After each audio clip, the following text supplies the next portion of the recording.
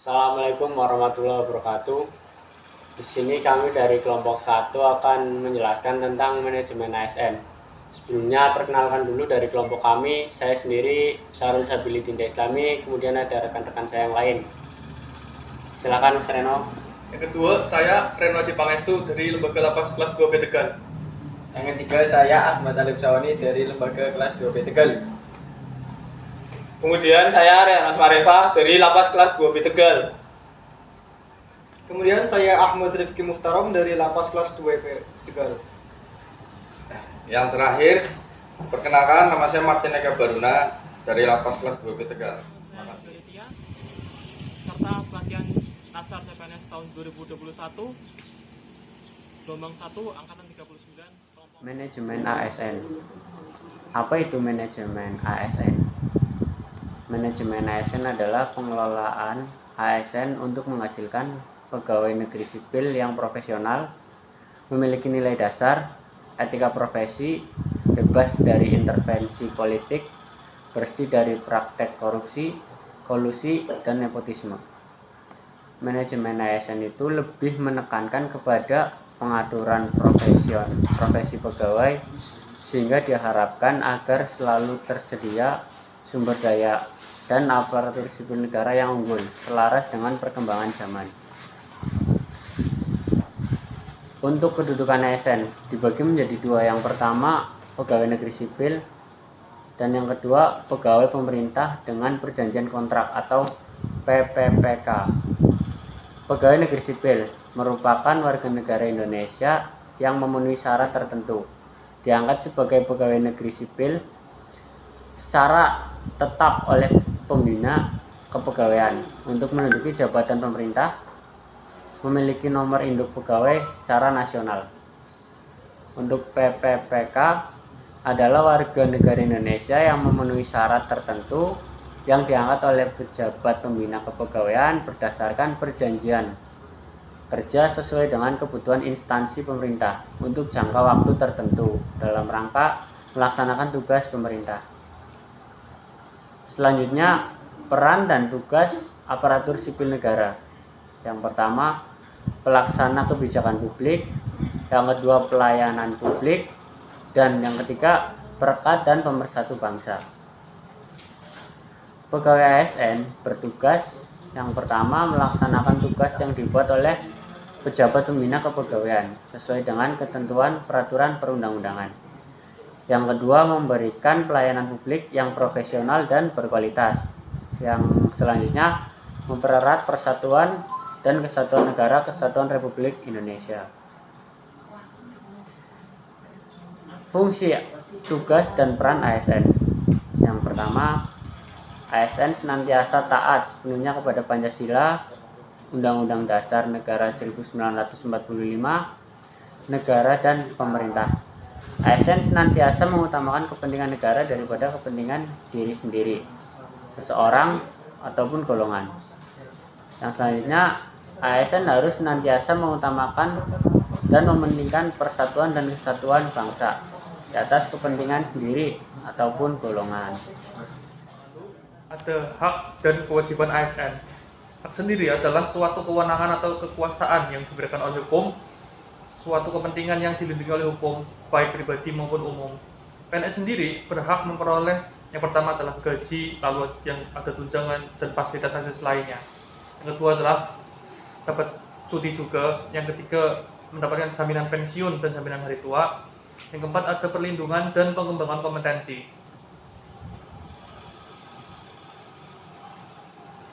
Lalu PPK sendiri berhak memperoleh yang pertama gaji dan tunjangan, yang kedua cuti, yang ketiga perlindungan, serta pengembangan kompetensi. Dalam pasal 92 Undang-Undang ASN, pemerintah juga wajib memberikan perlindungan berupa 1. Jaminan kesehatan, 2. Jaminan kecelakaan kerja, 3. Jaminan kematian, dan 4. Bantuan hukum. Kewajiban pegawai ASN sendiri setelah mendapatkan hak dan kewajibannya tadi, yang pertama adalah 1. Setia dan taat pada Pancasila, Undang-Undang Dasar Negara Republik Indonesia, dan Negara Kesatuan Republik Indonesia, dan pemerintahan yang sah. Yang kedua, menjaga persatuan dan kesatuan bangsa. Yang ketiga, melaksanaan kebijakan yang dirumuskan pejabat pemerintahan yang berwenang. Yang keempat, menaati ketentuan peraturan perundang-undangan. Yang kelima, melaksanakan tugas kedinasan dengan penuh pengabdian, kejujuran, kesadaran, dan tanggung jawab. Yang keenam, menunjukkan integritas dan keteladanan dalam sikap, perilaku, ucapan, dan tindakan kepada setiap orang, baik di dalam maupun di luar kedinasan. Lalu menyimpan rahasia jabatan dan hanya dapat mengumumkan rahasia jabatan sesuai dengan ketentuan peraturan perundang-undangan.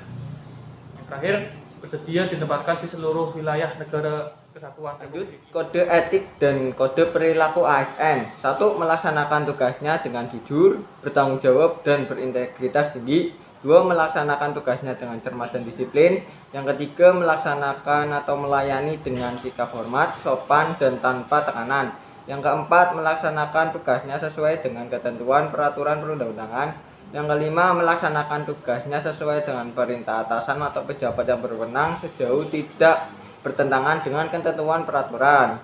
Yang keenam, menjaga keberhasilan atau kerahasiaan yang menyangkut kebijakan negara. Yang ketujuh, menggunakan kekayaan dan barang milik negara secara bertanggung jawab, efektif, dan efisien. Lanjut. Yang kedelapan, menjaga agar tidak terjadi konflik kepentingan dalam melaksanakan tugasnya. Yang kesembilan, memberikan informasi secara benar dan tidak menyesatkan kepada pihak lain yang memerlukan informasi terkait kepentingan kedinasan. Yang ke-10, tidak menyalahgunakan informasi intern negara, tugas, status kekuasaan, dan jabatannya untuk mendapatkan atau mencari keuntungan atau manfaat bagi diri sendiri atau orang lain. Yang ke-11, memegang teguh nilai dasar ASN dan selalu menjaga reputasi dan integritas ASN. Dan yang ke-12, melaksanakan ketentuan peraturan perundang-undangan mengenai disiplin pegawai ASN. Sistem merit apa? Sistem merit adalah kebijakan dan manajemen ASN yang berdasarkan pada kualifikasi, kompetisi, dan kinerja secara adil dan wajar dengan tanpa membedakan latar belakang politik, ras, warna kulit, agama, asal-usul, jenis kelamin, status pernikahan, umur, atau kondisi kecacatan. Konsep sistem merit dalam pengelolaan ASN. Sistem merit pada dasarnya adalah konsepsi dalam manajemen SDM yang menggambarkan diterapkannya objektivitas dalam keseluruhan semua proses dalam pengelolaan ASN, yakni pada pertimbangan kemampuan dan prestasi individu untuk melaksanakan pekerjaannya atau kompetisi dan kinerja. Terus yang kedua, bagi organisasi, sistem merit mendukung keberadaan prinsip akuntabilitas yang saat ini menjadi tuntutan dalam sektor publik. Lanjutannya tadi yaitu kebijakan dan manajemen sumber daya manusia dilakukan dan didasari pada pertimbangan kualifikasi, kompetensi, dan kinerja secara adil dan wajar, tanpa membedakan latar belakang politik, ras, warna kulit, agama, asal-usul, jenis kelamin, status pernikahan, umur, ataupun kondisi kecacatan. Dalam sistem merit, berbagai keputusan dalam manajemen sumber daya manusia didasari pada kualifikasi, kompetensi, dan kinerja. Dalam rekrutmen, kualifikasi dan kompetensi menjadi pertimbangan seseorang untuk menjadi pegawai aparatur sipil negara.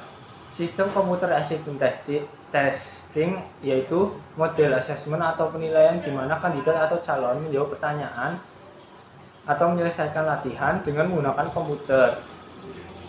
Kemudian mampu menjamin transparansi, kemudian efisiensi serta efektivitas dalam rekrutmen pegawai. Karena pengelolaan sampai dengan pengumuman sepenuhnya berdasarkan program dalam komputer tersebut. Kemudian pelaksanaan sistem merit. Pelaksanaan sistem merit dalam beberapa komponen pengelolaan ASN sebagaimana di atas, khususnya dalam penyusunan dan penetapan kebutuhan atau perencanaan kebutuhan pegawai atau planning, kemudian penilaian kinerja atau monitoring dan penilaian, serta pengembangan kompetensi, promosi, mutasi, dan penghargaan. Selanjutnya ada perencanaan pegawai. A. Perencanaan kebutuhan pegawai harus mendukung sepenuhnya tujuan dan sasaran organisasi. Jumlah dan kualifikasi pegawai yang dibutuhkan adalah sepenuhnya digunakan untuk memenuhi kebutuhan pencapaian tujuan dan sasaran organisasi. B. Proses pengadaan dilakukan untuk mendapatkan pegawai dengan kualitas yang tepat dan berintegritas untuk memenuhi kebutuhan organisasi.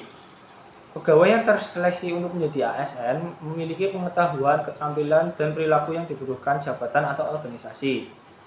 C. Pegawai ditempatkan sesuai dengan perencanaannya untuk memenuhi kebutuhan organisasi dan tidak berdasarkan preferensi individu atau kelompok atau pertimbangan subjektif lain. Penilaian dan pengembangan itu ada 5. Yang pertama, pangkat dan jabatan dalam ASN diberikan berdasarkan kompetensi, kualifikasi, dan persyaratan jabatan. Kemudian yang kedua, pengembangan karir ASN dilakukan berdasarkan kualifikasi, kompetensi, serta penilaian kinerja yang mencerminkan kebutuhan instansi masing-masing. Yang ketiga, mutasi pegawai dilakukan dengan mempertimbangkan kualifikasi, kompetensi, dan kebutuhan instansi. Yang keempat, penilaian kinerja dilakukan dengan dasar kinerja sesungguhnya dari seorang pegawai. Dan yang terakhir, yang kelima, promosi pegawai dilakukan dengan berdasarkan pada kinerja pegawai dan bukan pada pertimbangan subjektif.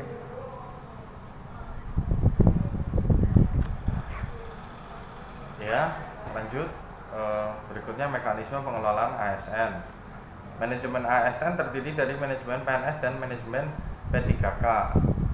Pengelolaan jabatan pimpinan tinggi, organisasi, dan sistem informasi. Manajemen PNS adalah meliputi penyusunan dan penetapan kebutuhan, pengadaan, pangkat dan jabatan, pengembangan karir, pola karir, promosi, mutasi, penilaian kerja, penggajian dan tunjangan, penghargaan, disiplin, pemberhentian, jaminan pensiun, dan hari tua serta perlindungan. Kemudian syarat calon PNS yang diangkat menjadi PNS yaitu yang pertama, lulus pendidikan dan pelatihan, dan yang kedua, sehat jasmani dan rohani.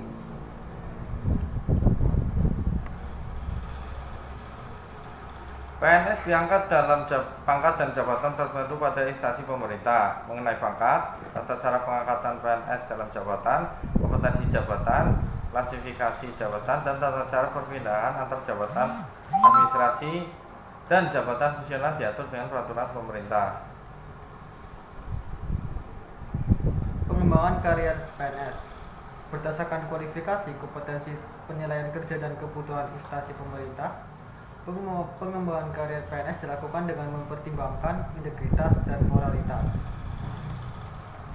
Pola karir. Untuk menjamin keselarasan potensi PNS dengan kebutuhan penyelenggaraan tugas pemerintahan dan pembangunan, perlu disusun pola karir PNS yang terintegrasi secara nasional. Setiap instansi pemerintah menyusun pola karir PNS secara khusus sesuai dengan kebutuhan bersama. Penilaian kinerja PNS. Penilaian kinerja PNS bertujuan untuk menjamin objektivitas pembinaan PNS yang didasarkan sistem prestasi dan sistem karir. Penilaian kinerja PNS dilakukan berdasarkan perencanaan kinerja pada tingkat individu dan tingkat unit atau organisasi. Dengan memperhatikan target, capaian, hasil, dan manfaat yang dicapai serta perilaku PNS, penilaian kinerja PNS dilakukan secara objektif, terukur, akuntabel, partisipatif, dan transparan. Penilaian kinerja PNS berada di bawah kewenangan pejabat yang berwenang pada instansi pemerintah masing-masing. Kemudian pengukuran kompetensi. Kompetensi meliputi 1. Kompetensi teknis yang diukur dari tingkat dan spesialisasi pendidikan pelatihan teknis fungsional dan pengalaman bekerja secara teknis. Kemudian kedua, kompetensi manajerial yang diukur dari tingkat pendidikan, pelatihan struktural atau manajemen, dan pengalaman kepemimpinan.